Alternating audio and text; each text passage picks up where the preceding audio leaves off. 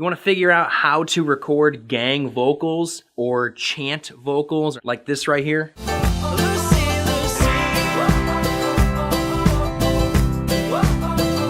I'm going to show you how. It's coming up.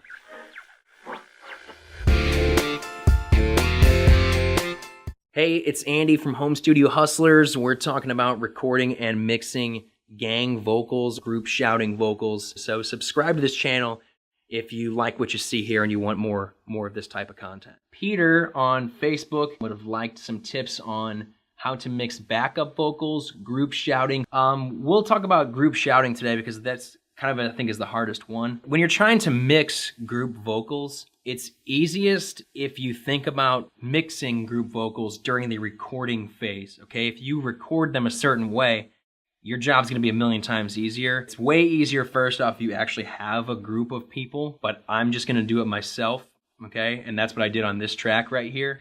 All right, so let's listen to this again real quick.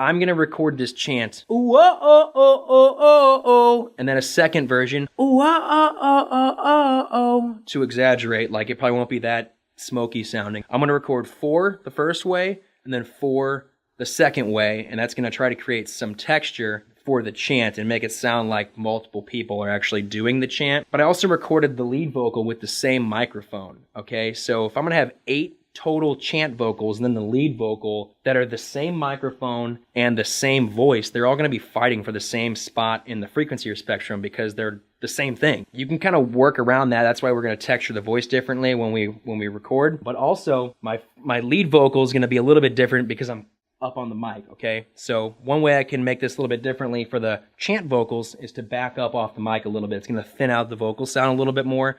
So that's going to make the chant vocals sound a little bit different just by doing that alone, okay? It's going to help you get some separation in your mix later on. Okay, another thing that we're going to do to make these chants a little bit different, I recorded the lead vocal on axis directly into the microphone, looking straight into it, okay?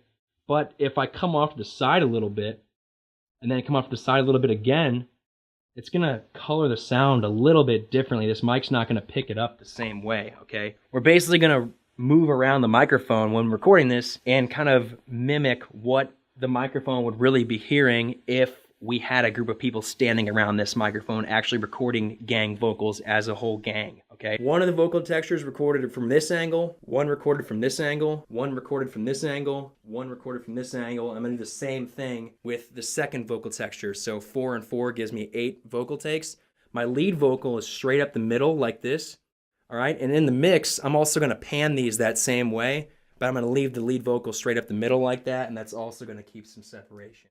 We'll record that real quick, and then I'll show you a little bit of the mixing on how you can get even more separation and blend those gang vocals with your lead vocal. Whoa, oh, oh, oh, oh, oh. Whoa, oh, oh, oh, oh, oh. Whoa, oh, oh, oh, oh, oh.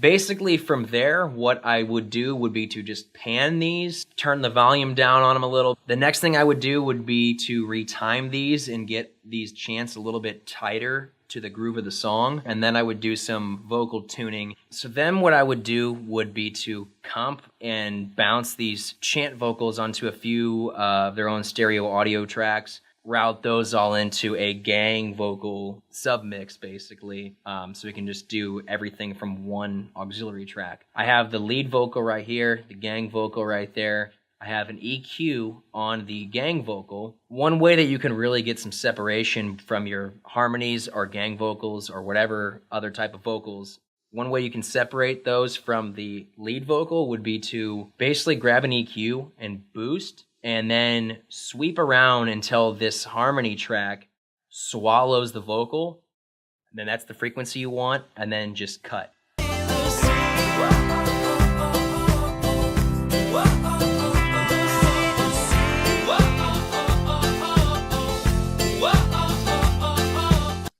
try that. See what that sounds.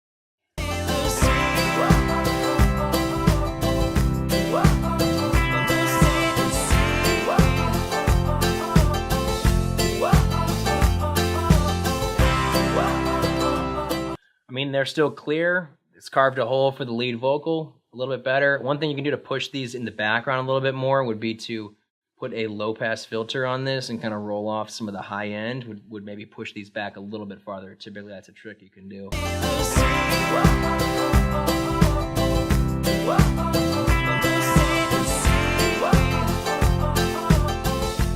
All right, yeah, and that does a good job right there. So basically you would do all of your like corrective EQ first, you know, clean up these tracks, use your compression, all that. EQing by cutting a hole in the gang vocal so the lead vocal can sit there. That's a good way to create some separation.